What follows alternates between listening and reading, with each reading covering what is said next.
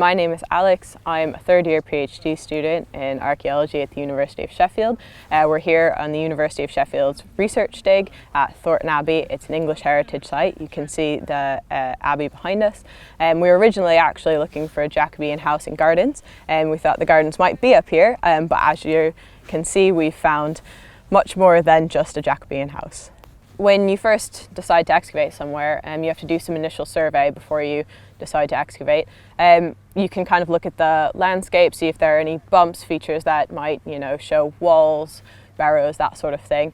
We also do some more scientific survey, magnetometry, resistivity, and we kind of collect this data and then choose what looks like might be a building feature or anything else of use. You put a trench in what seems to be maybe the most helpful part or might tell you the most. So when you first start the trench, you have to strip off initially, obviously the turf, the grass, and then you get a layer of topsoil, which is usually pretty barren of archaeological objects, sometimes some modern stuff, and then usually have a layer of subsoil before you get to actually the archaeologically prudent layers. So we decided to dig in this area because we thought it might be part of the Jacobean gardens, and we actually hadn't found anything after a few days until we came across a piece of bone. Occasionally you get animal bones, so we started looking around it, and we cleaned it off, and it turned out to be a human face. We were a bit worried about that, and somebody else had actually, at the same time as we were cleaning around, found something else, and we realized there were a couple human skulls there, and so that's when we decided to call the dig director over. Ironically, it turns out that he was about to close the trench because we hadn't found anything for 3 days, but of course after finding these skeletons we had to keep it open. We had to decide if we were going to dig them. We did, and it turned out to be a mass burial pit, which was far more than we were expecting when we got involved in it.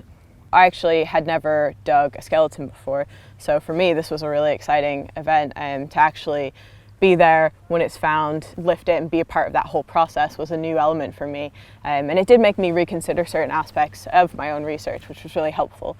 But on a wider scale, this actually added a whole new element to the Thornton Abbey dig, because we were looking, post-dissolution, and that was the main theme, and we knew there was a monastic site here, but actually we found now an earlier hospital and even earlier church, so we're looking at a series of continuity. This has been used as a religious site and for a number of years, and for burial, but then we also have the 14th century burials and earlier burials, so we're seeing a continuity of burial, and the burials are lay people, they're peasants, right next to this monastery. But actually, this is the first time it's been really highlighted that you're getting an interaction between the peasants and the monks.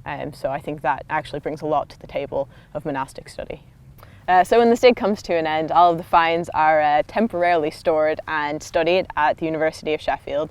The skeletons go back for examination and then will be stored in a local church, and everything will be published and available, but hopefully I think more will be taken out. We found some Anglo-Norman church and burials which kind of feed into my own research in Anglo-Norman criminals, and we found a hospital which actually has added a lot to another supervisor's research, so there are bigger elements to this besides just the mass burial, and hopefully that will become clear in days to come when the research is published and out and available for not just the archaeological community but everyone.